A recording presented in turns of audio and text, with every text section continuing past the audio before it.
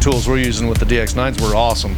It's seamless because the tools are so easy to handle and they're easy to run. As a project team and as an organization, it's really important that we work with our customers to get real-time feedback from them, take that input and incorporate it into the next generation tool. It's got a really good feel to it, felt really sturdy, comfortable.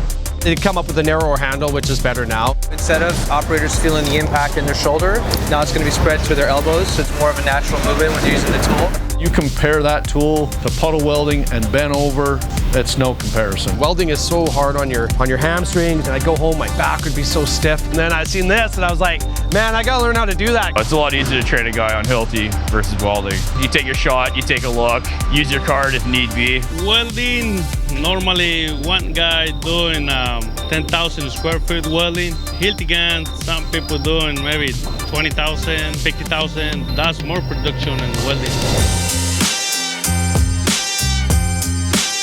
We wanted to make the tool more robust.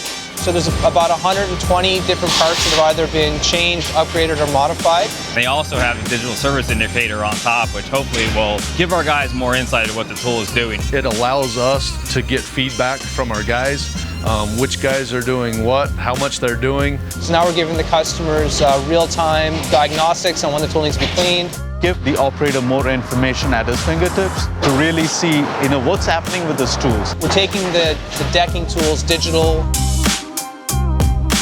If you really value your employees and you care about your employees and you want to keep those employees, how could you not go to Hilti and say, hey, what's our alternative here? They care about our projects. They want us to succeed. We consider them to be a partner. It opened our eyes to what Hilti's really about.